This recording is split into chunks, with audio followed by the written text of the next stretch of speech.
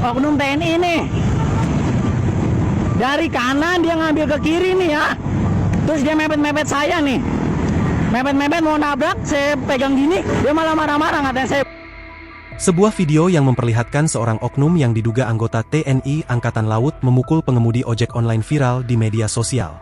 Dalam video yang diunggah akun Instagram @info_Jakarta Barat, peristiwa tersebut disebut terjadi di Jalan Letjen S. Parman, Grogol, Jakarta Barat, tepatnya di depan kampus 2 Universitas Tarumanegara, Senin, 20 Oktober 2025, pukul 13 waktu Indonesia Barat. Anggota TNI AL memukul driver ojek online setelah tak terima diklakson karena anggota TNI AL memotong jalan dengan kecepatan tinggi dari jalur Transjakarta langsung belok ke kiri, hingga hampir tertabrak oleh driver ojek online. Demikian keterangan dalam video yang diunggah akun Instagram @info_Jakarta Barat.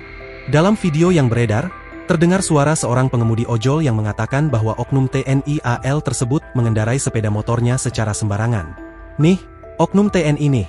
Dari kanan, dia ngambil ke kiri nih ya. Terus dia mepet-mepet saya nih. Mepet-mepet mau nabrak, terus dia malah marah-marah ngatain saya," kata pria dalam video itu. Kemudian, oknum anggota TNI AL tersebut tampak naik pitam dan tak terima dirinya divideokan oleh si pengemudi ojol hingga terjadi pertikaian. Pertikaian itu menarik perhatian warga maupun pengguna jalan setempat. Banyak pengendara yang menghentikan lajunya untuk menghentikan pertikaian yang terjadi.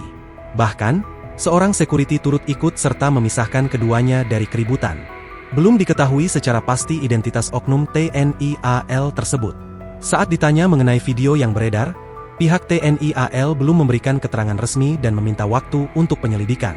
"Mohon waktu ya," ujar Kepala Dinas Penerangan Angkatan Laut Laksamana Pertama TNI Tunggul saat dikonfirmasi Kompas.com, Senin. Download Tribun X sekarang, menghadirkan lokal menjadi Indonesia.